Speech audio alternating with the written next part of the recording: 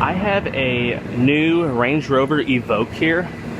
This one has quite a bit of quarter panel damage, and the way this one got hit, it actually closed up this gap right here. This is almost touching right here at the bottom from everything shifting. I'm gonna go ahead and start working the metal back into shape, and I'm gonna have to get this to come back out in order to get that gap corrected. So I'm gonna start off doing a glue pull. I'm gonna glue this tab right at the center of this dent right here, and I'm gonna use that to pull off of. First, I wanna clean off all the surfaces just to make sure it's gonna stick well.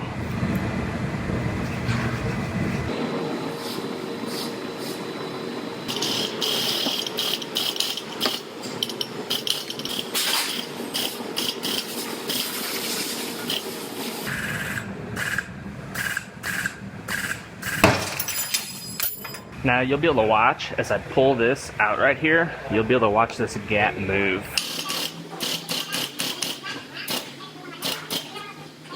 Now the tricky part is getting this to stay, so I'm actually over pulling it a bit, but I don't want to cause any extra damage over here at the same time. Let's see if that's going to stay this time. Better.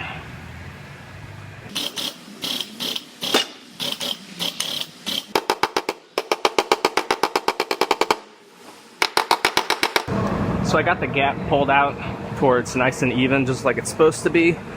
Now I'm gonna go ahead and work this metal back into shape the rest of the way.